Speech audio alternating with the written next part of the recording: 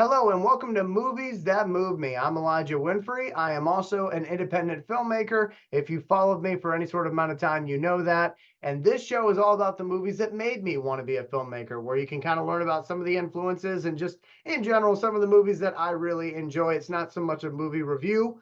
I leave that to the movie critics. I am just a filmmaker, so I'm talking about the movies that I love, the movies that moved me. Today, we're talking about a film from 1998. This is a good one, and this is one where I feel like the lead performer should have won an Oscar for this one, and I will die on that hill. It is The Truman Show from 1998. Came out June 5th of 1998. It stars Jim Carrey as Truman.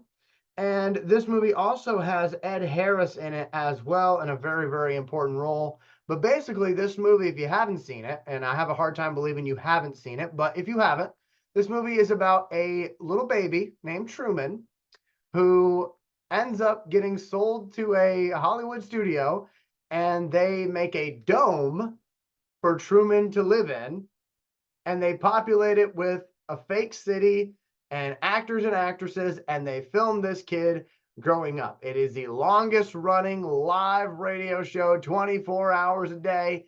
That's what the whole movie is. In one way or another, you could say this is a movie that kind of talks about the pitfalls of reality television in a way. You could say that. You could say that. You could also say it's just an entertaining movie with Jim Carrey. You do what you want with that. For me, I think it's kind of teetering in between there. I think this movie has a great point to it. I think this movie, does have very important things to say. And I also love how they go about saying it. It's not like they're beating you over the head with the message. You just, inadvertently get the message, or you don't. But either way, you watch the movie, which is their whole point. That's their whole job. But for me, I love this film. And I think Jim Carrey deserved to get an Oscar for this film. And I'm sad that that man has never won an Oscar before because he's done some really great performances. And I will say that I long for the day when comedy movies are given the same respect that drama movies and action movies and documentaries are given at award shows. I long for that. Hasn't happened yet, but hopefully it'll happen at some point because comedy writers and comedians and comedy performers, all those folks that work so damn hard on these comedy movies to make us laugh, that's just as important as the movies that make you cry or the movies that make you think, in my humble opinion. Okay. But Jim Carrey, I think this was one of his best performances, in my opinion. He's had a lot of great performances, but to me, this is one of my favorites because of how he plays it. Because he is an unassuming figure in this movie. He doesn't realize that everything around him is fake. He doesn't realize that. And then as he realizes that, you see the change in him. And just how Jim Carrey played that, I thought was really brilliant.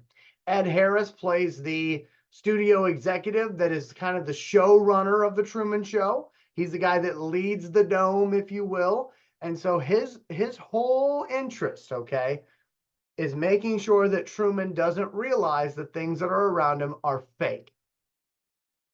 Because he wants to keep Truman in the bubble and not let him out into the real world. So it's interesting when you see that dynamic between Truman, who doesn't realize everything around him is fake, but once he does, he longs for the outside world.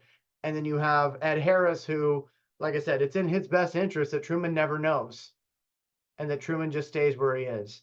And it's that whole story of, will he choose to stay in the fake or will he reach for what is real? And that to me is a really cool storyline.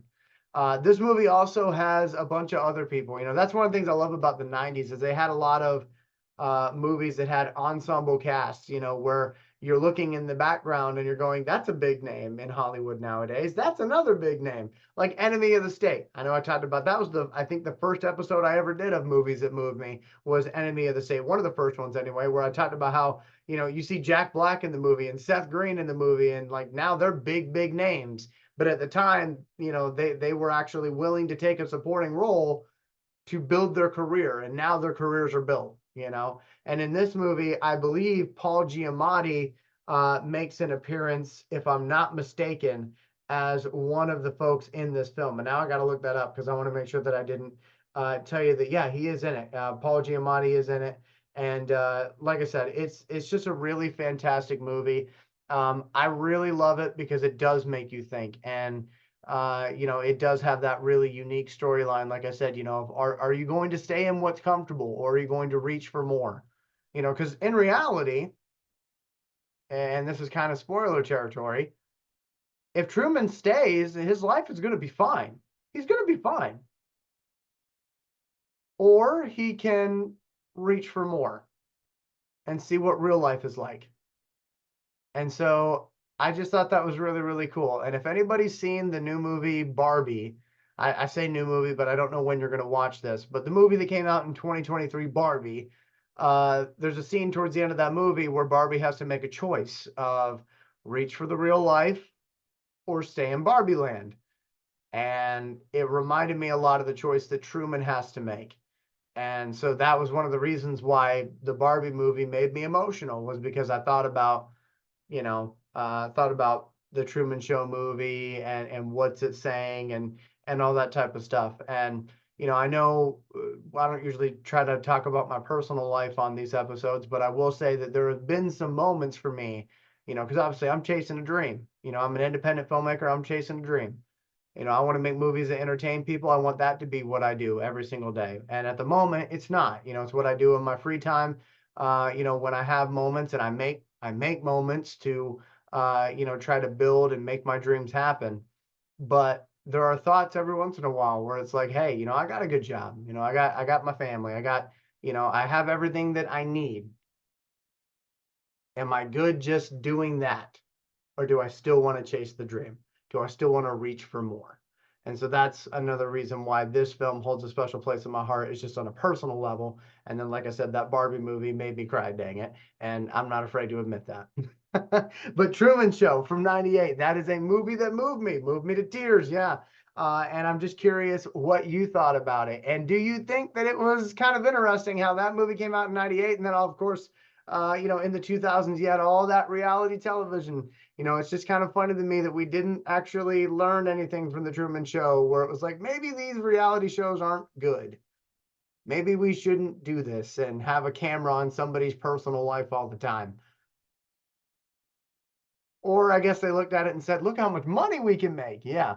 But Truman Show 98, let me know what you thought about it. And please remember to like, comment, and subscribe. I would love to hear from you on what you thought of this movie. And if you've never seen it before, watch it and then come back and let me know what you think about it. Because I always love introducing people to movies that, you know, maybe they heard about but didn't take the time to actually sit down and watch. So let me know your thoughts. And until next time, my friends, be good to yourself, be good to others in that order. I'll see you soon.